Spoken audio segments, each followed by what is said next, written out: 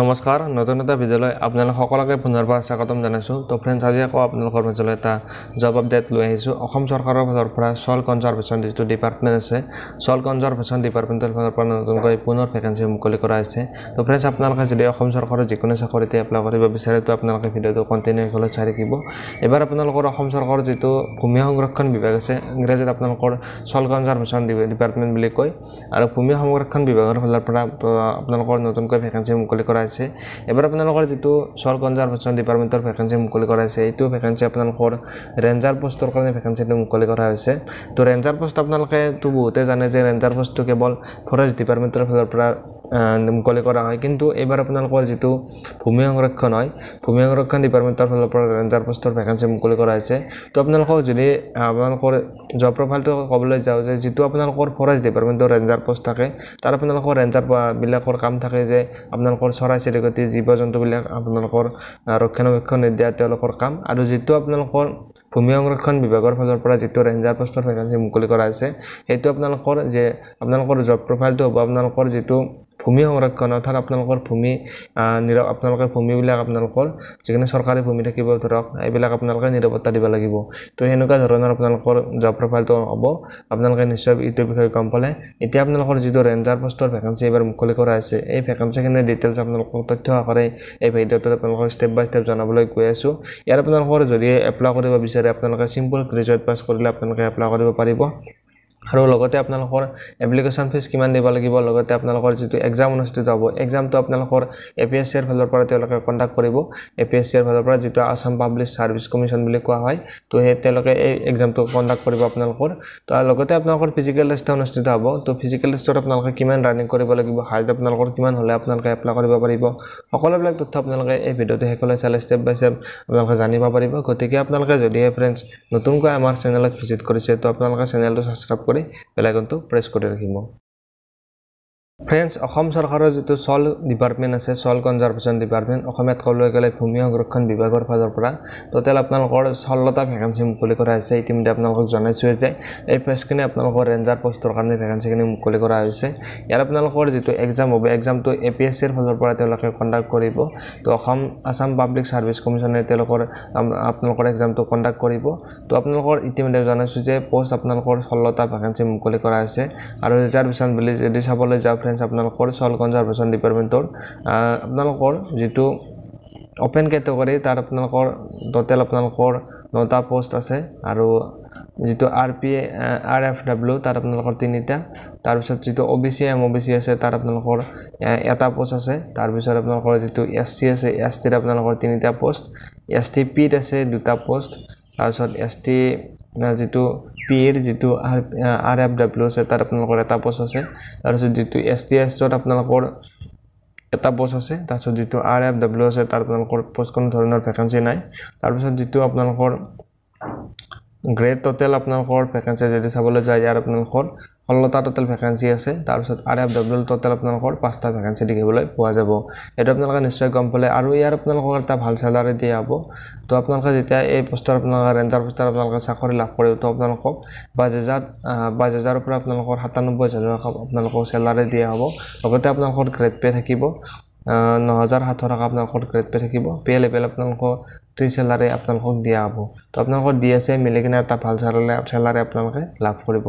তাৰ পিছত যেটো আপোনালোকে এই পোষ্টত যদি আপোনালোকে এপ্লাই কৰিব বিচাৰে তো আপোনালোকে অসমৰ আপোনালোকে স্থায়ী বাসিন্দা হ'ব লাগিব আপোনালোকে যদি অসমৰ পাৰ্মানেন্ট স্থায়ী বাসিন্দা হয় তো আপোনালোকে এই পোষ্টত এপ্লাই কৰিব পাৰিব এবাৰ আইছো যেটো আপোনালোকৰ এডুকেশ্যন কোৱালিফিকেশ্যন হেতু হৈছে আপোনালোকে ব্যাচেলাৰ ডিগ্ৰী আপোনালোকে পাছ কৰা হ'ব লাগিব আপোনালোকৰ ইয়াত সাবজেক্ট কিটা দি দিছে যে আপোনালোকে ব্যাচেলাৰ ডিগ্ৰী আপোনালোকে সায়েন্সৰ পৰা আপোনালোকে কমপ্লিট কৰা হ'ব লাগিব আৰু লগতে আপোনালোকৰ সাবজেক্ট কিটা দি দিছে যে physics chemistry botany geology forestry environment সায়েন্সৰ পৰা আপোনালোকে ব্যাচেলাৰ ডিগ্ৰী আপোনালোকে কৰা হ'ব লাগিব নেক্সট আপোনালোকৰ যদি আপোনালোকৰ এইটো কোৱালিফিকেশ্যন হয় তো আপোনালোকে যদি ব্যাচেলাৰ ডিগ্ৰীটো আপোনালোকে এগ্ৰিকালচাৰ ইঞ্জিনিয়াৰিং সিভিল ইঞ্জিনিয়াৰিংৰ পৰা আপোনালোকে ব্যাচেলাৰ ডিগ্ৰীটো আপোনালোকে কমপ্লিট কৰিছে তো আপোনালোকে এই পোষ্টৰ কাৰণে এপ্লাই কৰিব পাৰিব নেক্সট আপোনালোকৰ যেটো এক্সাম হ'ব এক্সামটো আপোনালোকৰ এপিএসসি এৰ ফালৰ পৰা তেওঁলোকে কন্ডাক্ট কৰিব তো আপোনালোকৰ ইয়াত এক্সামত 4খন পেপাৰ থাকিব আপোনালোকৰ পেপাৰ 1ত আপোনালোকৰ জেনাৰেল নলেজ থাকিব তো তাৰ আপোনালোকৰ সময় 2 ঘণ্টা থাকিব আৰু নম্বৰ আপোনালোকৰ থাকিব 100 নম্বৰ আৰু OMR বেস এক্সামটো অনুষ্ঠিত হ'ব তা আপোনালোকৰ নেগেটিভ মাৰ্কৰ থাকিব 0.25 আপোনালোকৰ নেগেটিভ মাৰ্ক থাকিব আৰু আপোনালোকৰ যেটো এক্সাম বিলাক কোৱেশ্চন আহিব কোৱেশ্চন বিলাক আপোনালোকৰ গ্ৰেজুৱেট লেভেলৰ আপোনালোকৰ কোৱেশ্চন আহিব নেক্সট আপোনালোকৰ যেটো পেপাৰ 2 আপোনালোকৰ ইংলিশ সাবজেক্টৰ আপোনালোকৰ পেপাৰটো অনুষ্ঠিত হ'ব তাৰ আপোনালোকৰ 3 ঘণ্টা সময় থাকিব 100 নম্বৰ আপোনালোকৰ এক্সামটো অনুষ্ঠিত হ'ব তাৰ আপোনালোকৰ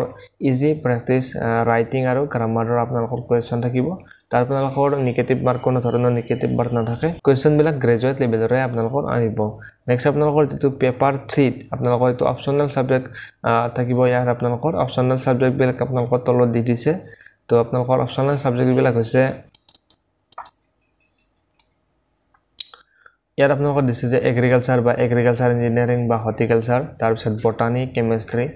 physics geology forestry environment science আৰু সিভিল ইঞ্জিনিয়াৰিং আপোনালোকৰ এইবিলাক হৈছে অপচনেল সাবজেক্ট আপোনালোকৰ যিকোনো এটা পৰা আপোনালোকে এক্সামটো দিব পাৰিব সময় আপোনালোকৰ 2 ঘণ্টা থাকিব 200 নম্বৰ আপোনালোকৰ এক্সামটো অনুষ্ঠিত হ'ব তাৰ পিছত এইটো OMR বেস এক্সামটো অনুষ্ঠিত হ'ব নেগেটিভ মাৰ্ক থাকিব 0.25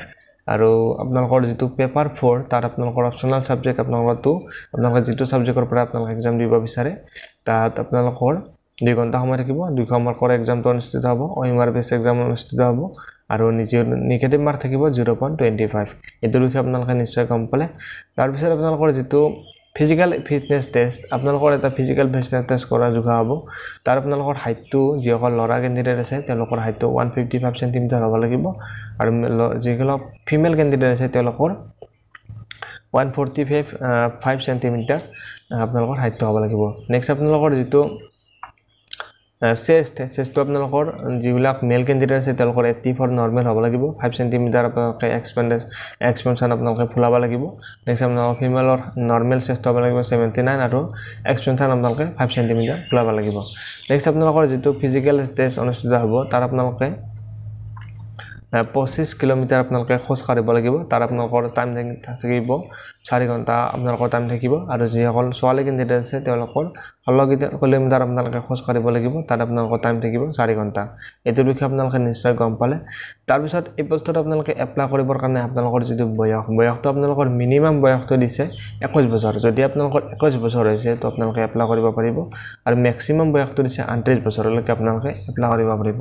আৰু 38 বছৰলৈকে অনলি যিসকল জেনাৰেল আনৰিজাৰ্ভ ক্যান্ডিডেট আছে তেওঁলোকে এপ্লাই কৰিব পাৰিব আৰু যিসকল কাষ্টৰ ক্যান্ডিডেট আছে যিকোনো বিভিন্ন ক্যাটেগৰীৰ ধৰিলক আপোনালোকৰ যিসকল SC ক্যান্ডিডেট আছে তেওঁলোকে 5 বছৰ ৰিলেক্সেশন লাভ কৰিব আপোনালোকে 43 বছৰলৈকে এপ্লাই কৰিব পাৰিব তাৰ পিছত যিসকল OBC MOBC T ট্ৰাইবছ সব আদিবাসী ক্যান্ডিডেট আছে তেওঁলোকে 3 বছৰ ৰিলেক্সেশন লাভ কৰিব আপোনালোকে 21 বছৰৰ পৰা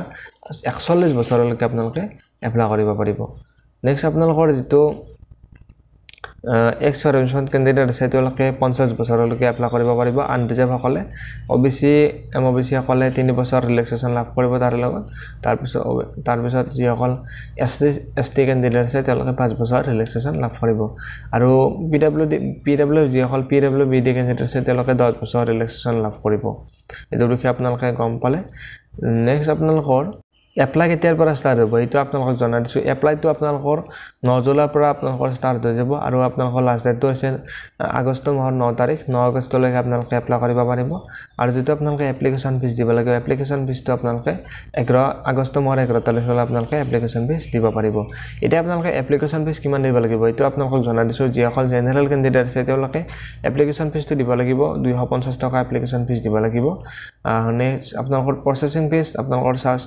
47 টকা 20 পইচা আৰু টোটাল আপোনালোকৰ 297 টকা আপোনালোকে এপ্লিকেশন ফিজ দিব লাগিব নেক্সট আপোনালোকৰ যিসকল OBC MOBC ক্যান্ডিডেট আছে তেওঁলোকে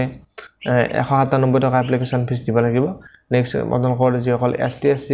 BPL PWD BD ক্যান্ডিডেট আছে তেওঁলোকে কোনো ধৰণৰ এপ্লিকেশন ফিজ দিব নালাগে যদিও আপোনালোকৰ